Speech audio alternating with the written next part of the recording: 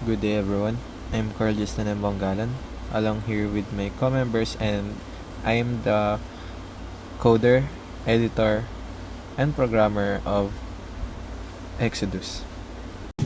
I am Kerovin Aguilar, the designer of Exodus. Hello everyone, my name is Andre Jen Isargos, and I'm the coder and designer for this group. Good day, everyone. My name is Maria Francia Omela, the designer of Exodus Group. Hi, this is Kerovin of Exodus, and in this AP number 14, we use jumper cables 5 pieces, resistor 220R 1 piece, and 5 LED 1 piece, and IR receiver diode 1 piece.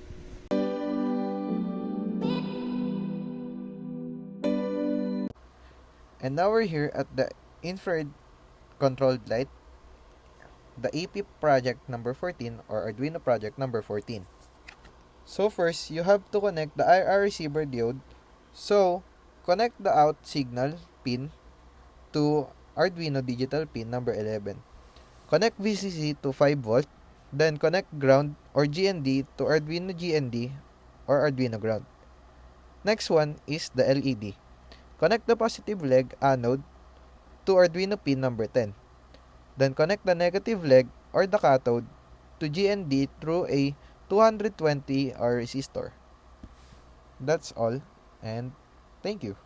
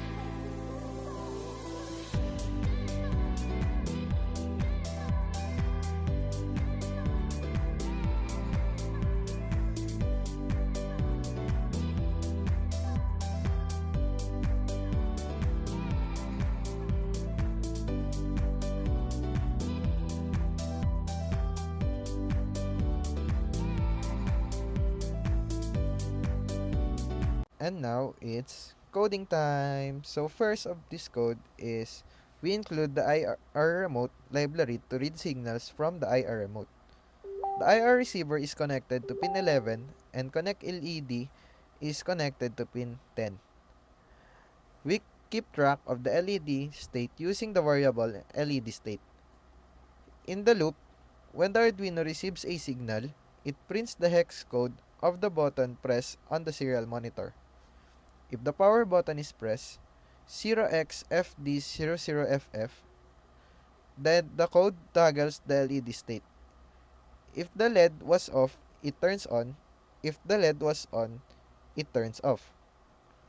So, in this state, you will see to the serial monitor the FD something, which can be the signal or to us a user to be aware of the code or the signal that it receives. That's all. And for the reference,